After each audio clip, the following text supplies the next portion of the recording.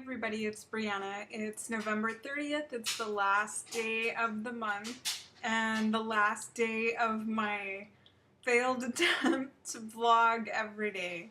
But I am really happy that I did a lot more videos this month than other months, and I've been getting some great feedback from my clients as far as how much it's helping them, and so I'm really looking forward to doing at least a video every other day next month as well. So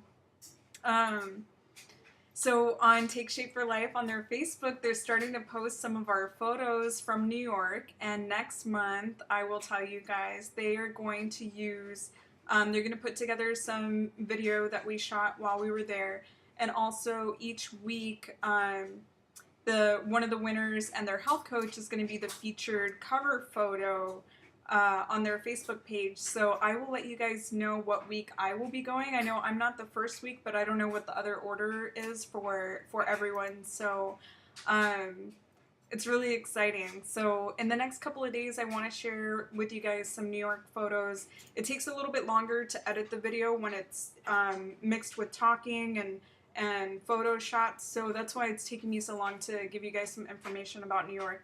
And my son is feeling better, so that's just the way life goes.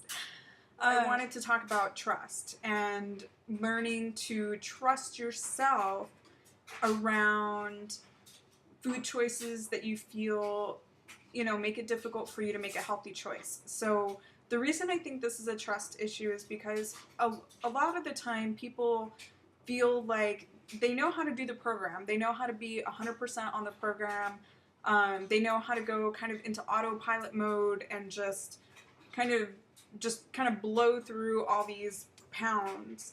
And for some people, it works for them to stay 100% on plan from start to finish. So from the time that they start losing their weight, no matter how much they have to lose, I've seen people do this with 100 pounds to lose or more, stay on plan 100% and go all the way until the end, until transition and maintenance.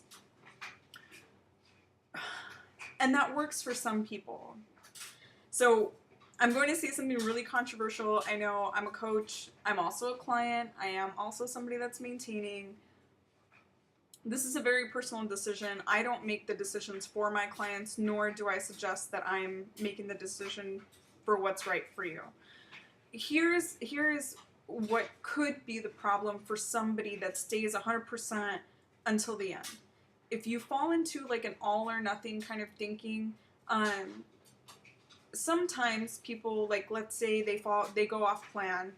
Falling implies that, like, whoops, I fell into a vat of cheese. I mean, you all know what happened, right? There was a choice that was made. So it's not like, whoops, I fell into, like, I don't know, a pile of chips. Let's just move on, right? Okay. What I want people to know and what I want to kind of get at is I want my clients, when they start approaching transition, it can be a scary place because you think, okay, now I have to make decisions about everything that I'm eating every day. But what I want people to realize is that you have been choosing all along. It's not the program that did all the work. The program works, don't get me wrong. The program is structured, and that's one of the reasons that I loved it. It made it so easy for me to make healthy choices. But every time you are going into your pantry and choosing a healthy choice, whether it be a Medifast pre-packaged meal, or you're leaning green out of the fridge, or you're not choosing something else that is unhealthy for you. Every time that you make a choice, you are making that decision. And I don't want you to put it all on the program. The program works, but you are the one doing the work. Does that make sense? Do you guys get this?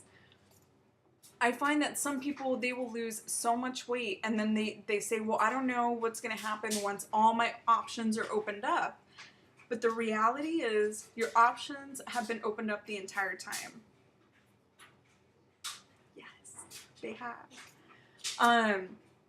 I think in social situations we find this because people people feel like, oh, okay, that now there's so many options. This is stuff that I would not keep in my house or that sort of thing. But those situations are good opportunities for you to practice trusting yourself, either practicing restraint, so having a couple of bites of off-plan food that you're craving, that you feel like you know, just have to have, because it might set you on the other end where you end up going way off plan and setting yourself up for a binge because you feel like you've restrained yourself so much for so long.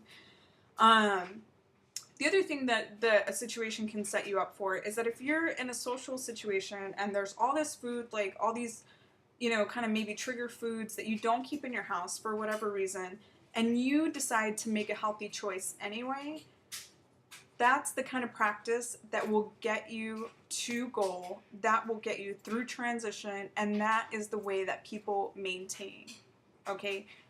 We all know this, right? I know everybody said, you know, being healthy is about balance and all that sort of thing. It doesn't mean, and it says this in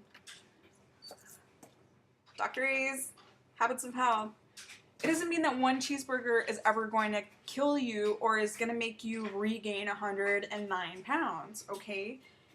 The point is that you're not going to eat a cheeseburger every day, and you're not going to eat that way every day.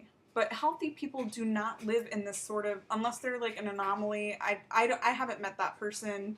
I don't know.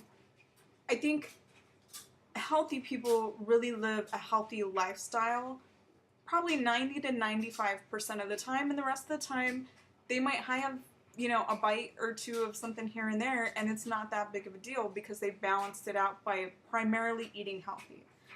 So my whole point in this is that like, I have a Christmas event, I am deciding to have 1 glass of wine and 1 bite of whatever off-plan food, and those are the parameters that I set for myself, and the next day I'm back on 100%.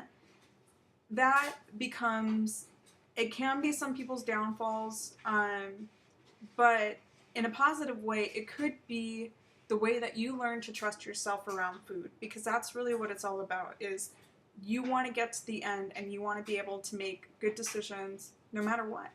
So anyway, that's my thoughts about trusting yourself. Do you trust yourself? Talk to me. Do you think I'm crazy? Talk to me. Give me your comments. All right. See you guys. Bye.